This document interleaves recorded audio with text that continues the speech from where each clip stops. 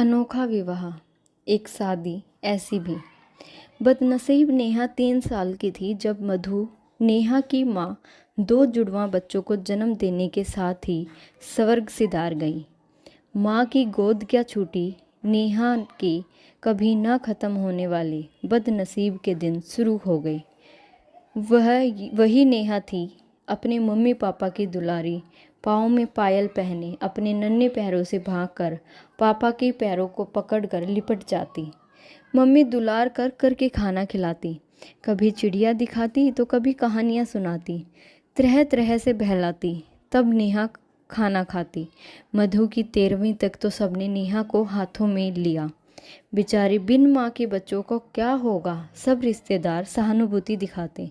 दोनों दूध मुँह जुड़वां बच्चों को तो 13वीं के बाद ही रिश्तेदारों ने गोद ले लिया। रह गई नेहा। अनिल का क्या होगा, 3 साल की बिन माँ की बच्ची को संभालेगा कि नौकरी पर जाएगा। रोशनी बुआ बोली। हाँ, अनिल भैया की दूसरी शादी कर देते हैं, छोटी बुआ बोली। बच्ची को माँ मिल जाएगी और घर भी संभल जाएगा। मधु को गए अभी 2 महीने भी नहीं बीते थे और अनिल का दूसरा ब्याह रचा दिया गया। शोभा नेहा की नई माँ बनकर आ गई। शोभा की सभ्यता सिर्फ उसके नाम तक ही थी। नेहा उसे फूटी आंख नहीं भाती थी। दूसरी माँ के आते ही बाप भी पराया हो गया। अनिल जितना नेहा को प्यार करता या उसका ख्याल रखता, शोभा उतना ही नेहा के साथ बेरहमी से पेश आती। इसलिए अनिल ने धीरे धीरे नेहा का पक्ष लेना छोड़ दिया। शोभा छोटी सी नेहा से सारा काम करवाती, गलती होने पर बुरी तरह पिटाई लगा देती। कहा तो लाड दुलार करवाकर माँ के प्यार भरे हाथों से खाना खाती थी, कहाँ अब जो मिले चुपचाप खा लेती। 1 साल बाद ही शोभा ने भी अपनी एक बेटी को जन्म दिया। अब तो नेहा के ऊपर दोहरा काम का बोझ आ पड़ा। छोटी बहन राजकुमारी की तरह रहती और नेहा नौकरानी बनी काम करती। छिड़की सुनीता मार खाती। ऐसे ही समय बीतता गया। छोटी सी नेहा 19 साल की बेहद खूबसूरत युवती बन गई। इसी बीच अनिल, नीलू के पापा की भी हार्ट अटैक से मृत्यु हो गई। नेहा विवाह के लायक हो गई थी। सौतेली माँ के ब्याह से भयभीत हिरनी सी नेहा की सादगी से लिपटी सुंदरता और सुशीलता को देखकर उसके विवाह के लिए कई अच्छे प्रस्ताव आने लगे। पर शोभा सोचती कि नेहा का विवाह कर दिया तो घर के काम कौन करेगा, मुफ्त की नौकरानी कहाँ मिलेगी और इसके विवाह में खर्चा कौन करेगा। मुझे मेरी बेटी का विवाह भी तो करना है, क्या करूं ऐसा कि सांप भी मर जाए और लाठी भी ना टूटे। शोभा ने सब जगह से ये अफवाह फैला दी कि नेहा की कुंडली में दोष है, ये विवाह होते ही विधवा हो जाएगी, जो इससे विवाह करेगा वो सिर्ग ही मर जाएगा। इस तरह वो अपनी चाल में कामयाब हो गई। धीरे धीरे रिश्तेदारों में ये बात फैल गई और रिश्ते आने बंद हो गए थे। फिर एक दिन 70 वर्षीय बूढ़ा आदमी आया और उसने कहा कि वो इन अंधविश्वासी बातों को नहीं मानता और नेहा से विवाह करना चाहता है। इस विवाह के बदले वो शोभा को 5 लाख रुपए भी देगा। लालची सौतेली माँ 5 लाख मिलने की बात सुनकर फूली नहीं समाई और उसने कहा नेहा का रिश्ता उस बूढ़े आदमी से तय कर दिया। नेहा सौतेली माँ के आगे खूब रोई, गिड़गिड़ाई, मिन्नतें करी कि वो जीवन भर घर का सारा काम करेगी, उसका विवाह उस बूढ़े से ना करें। पर शोभा कहाँ मानने वाली थी। माँ, मेरा विवाह उस व्यक्ति से मत करो, मैं उम्र में उसकी बेटी के बराबर हूँ। नेहा रोती हुई शोभा के पैरों पर गिर गई। आज जो भी कहेगी वो मैं सब करूँगी, पूरी उम्र आपकी सेवा करूँगी, पर मुझे उस बूढ़े आदमी के पल्ले ना बांधो। दूर हट मनहूस कहीं की, जन्म होते ही अपनी माँ को खा गई। तेरा मनहूस चेहरा देखकर तेरा बाप भी हार्ट अटैक से मर गया। मेरा सुहाग उजाड़ कर भी तुझे चैन नहीं आया। वो भला आदमी तुझसे विवाह करके तेरी जैसी मनहूस को अपने घर में जगह दे रहा है। सिर्फ तुझ पर ही नहीं, हम सब पर भी एहसान कर रहा है। उसके दिए 5 लाख रुपयों से तेरी छोटी बहन का धूमधाम से विवाह होगा और मेरी भी बाकी जिंदगी सुख चैन से बीतेगी। लेकिन तुझे विवाह नहीं करना। अरे करमजली, भाग्यहीन। अच्छा भाग्य लिखा कर आती तो आता कोई सुदर्शन युवक जो ले जाता तुझे। नाजो से विवाह कर। सौभाग्यशालिनी तो मेरी बेटी है, पर तुझे क्यों खुशी होगी, जलती है ना तो उससे। अपने पैरों पर सिर रखकर रोती बिलखती नेहा को पैरों से ठोकर मारते हुए शोभा का हृदय जरा भी नहीं कांपा। अब ये रोना धोना बंद कर, घर के काम क्या काले पीपल की चुड़ैल आकर करेगी। महारानी को कोई देव पुरुष चाहिए विवाह करने के लिए, बड़बड़ाती हुई शोभा वहाँ से चली गई। नेहा अपने आंसू पोंछकर चुपचाप उठी और मन ही मन कुछ ठानकर कामों में लग गई। देर रात शोभा और बहन के सो जाने के बाद नेहा धीरे से उठकर दरवाज़ा खोलकर बाहर निकल जाती है। रोती हुई अपनी जन्म देने वाली माँ की तस्वीर को अपने सीने से लगाए सूनी राहों पर उसके कदम रात के नीरव सन्नाटे को चीरते हुए अनजान मंजिल की ओर बढ़ते जा रहे थे। ना रास्तों का पता, ना ही मंजिल का ठिकाना। दुख की अधिकता इतनी कि जीने की मानो चाहे शेष ना हो। दिसंबर की हड्डी जमा देने वाली ठंड में बिना ऊनी वस्त्रों के चैतन्य शून्य नेहा ने देखा सामने आग जलाकर कोई साधु बैठा है, चिलम पी रहा है। वो वहाँ पहुंचकर एक कोने में बैठ गई। साधु नेहा को देखकर बोला, कौन है बेटी तू? इतनी रात गए ठंड में इस शमशान में कहाँ से आई? तुझे डर नहीं लगा यहाँ आते?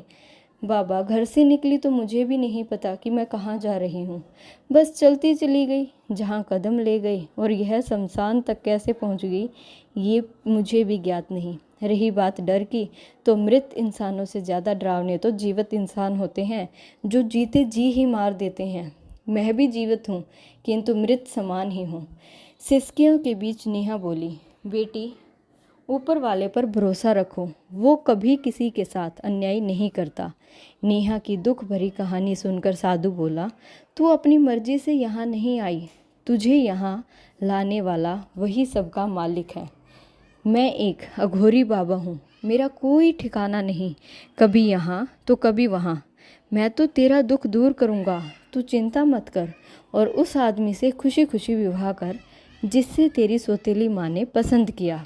बाबा, उस बूढ़े से विवाह करने की अपेक्षा मैं यहीं इन मृत आत्माओं के पास रह जाना पसंद करूँगी। नेहा बोली, तू क्यों चिंता करती है बेटी? ये जड़ी बूटी रख, विवाह के उपरांत तू अपने पति को खिला देना। ये बड़ी सिद्ध जड़ी बूटी है, इसको खाने के कुछ देर बाद ही इसके प्रभाव से तेरा बूढ़ा पति एक सुदर्शन युवक में बदल जाएगा, उसका यौवन वापस आ जाएगा। किंतु बेटी, इस बात का ध्यान रखना कि अगर वो अनाचार और अन्याय करेगा तो इसका असर जाता रहेगा, वो पुनः वृद्धावस्था को प्राप्त हो जाएगा। बाबा, आप मेरे लिए मेरे माता पिता से भी बढ़कर हो, मुझे कुछ नहीं चाहिए, मैं यहीं आपके साथ रहूँगी, आपकी सेवा करूँगी।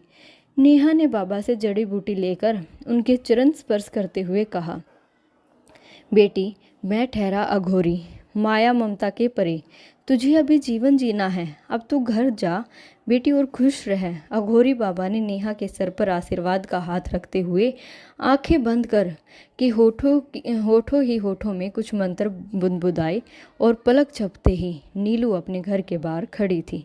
अगले ही कुछ दिनों में नेहा का विवाह उस बूढ़े व्यक्ति से हो गया।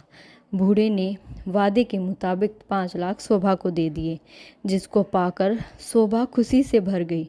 विदा होकर नेहा ससुराल आ गई। ससुराल में पैर रखने से पहले उसने अपने पति को अघोरी बाबा की दी हुई जड़ी बूटियों के बारे में बताया और खाने का आग्रह किया। यह कैसे संभव हो सकता है? अगर ऐसा हुआ तो मैं दुनिया भर का सुख तुम्हारे कदमों में बिछा दूंगा। नेहा का पति बोला, आप मेरे पति हैं। अग्नि के समक्ष 7 फेरों के साथ ही मेरे सुख दुख, मेरा जीवन आपसे जुड़ गया है। आपसे प्रेम के अतिरिक्त मुझे कुछ नहीं चाहिए। नेहा बोली, सिर्फ इतना ख्याल रखिएगा कि किसी के साथ अन्याय ना हो, अनाचार की राह न चलना। बस यही हिदायत दी थी अघोरी बाबा ने। नेहा ने फिर कहा। नेहा अपने पति को अघोरी बाबा की दी हुई जड़ी बूटी खिला देती है। कुछ मिनट के लिए नेहा के पति के चारों तरफ दूधिया प्रकाश फैल जाता है, जिसके कारण नेहा की आंखें चौंधिया जाती हैं। उसे कुछ नहीं दिखाई देता, किंतु दूधिया प्रकाश के उस आवरण के हटते ही अपने सामने खड़े दिव्य चेहरे वाले अत्यंत सुंदर सौम्य युवक को देखकर नेहा पलक झपकाना भूल एकटक देखती रह जाती है। नेहा का 70 वर्ष का बूढ़ा पति उस दिव्य औषधि के सेवन से सचमुच किसी देव पुरुष जैसा हो जाता है। वो सुदर्शन युवक नेहा को बाहों में थाम कर कहता है, मैं सचमुच धन्य हो गया तुमको अपनी पत्नी के रूप में पाकर। तुम्हारा अस्तित्व ने, तुम्हारे व्यवहार ने सावित्री की तरह मुझे एक नया जीवन दिया है। नेहा के मन ही मन में अघोरी बाबा को प्रणाम किया, जिनकी कृपा से उसने देवता जैसा पति पाया।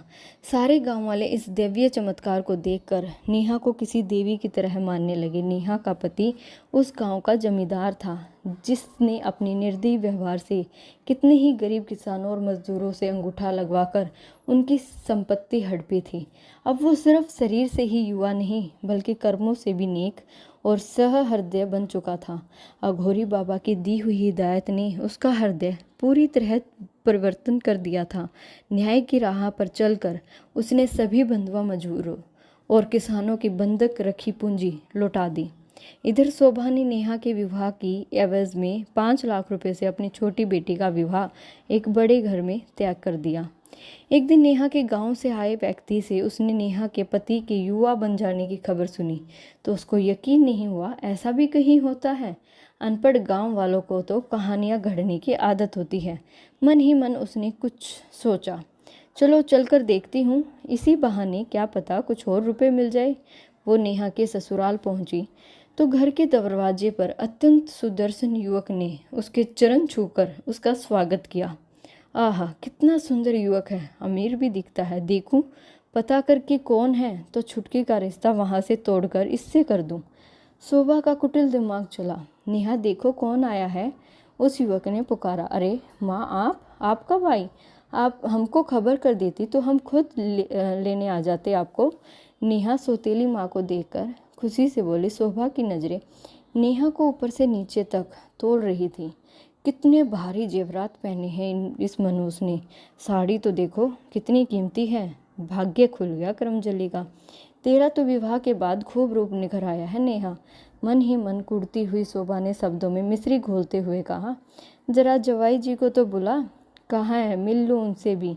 माँ, ये क्या बैठे हैं आपके सामने? नेहा मुस्कुराते हुए बोली। शोभा सामने बैठे उस सुदर्शन युवक को आंखें फाड़ देखती ही रह गई। नेहा से सारी बातें जान लेने के बाद उसके कपटी कुटिल मन से भी अघोरी बाबा से मिलकर यौवन पाने की इच्छा बलवती होने लगी। नेहा से विदा लेकर वो अपने घर तो आ गई, पर उसी रात तो शमशान में जाती है। किस्मत से अघोरी बाबा मिल जाते हैं। बाबा, मेरी मदद कीजिए, मेरी बेटी के साथ बड़ा अन्याय हो रहा है। उसके पिता उसका हाथ एक बहुत वृद्ध हाथ में दे रहे हैं। मेरी फूल सी कोमल बच्ची को बचा लीजिए बाबा। दिखावटी आंसू आंखों में भरकर रोती हुई शोभा ने बाबा के चरण पकड़ लिए। धुनी में समाई बाबा की दिव्य दृष्टि ने शोभा के झूठ और कपटी रूप को पल में पहचान लिया। बेटी, मेरे पास सिर्फ जड़ी बूटी है जिससे बूढ़े से बूढ़ा व्यक्ति भी युवा हो जाता है। अगर कोई छल कपट से उसको हासिल कर ले तो वो घातक हो जाएगी। बाबा ने उसको चेतावनी दी।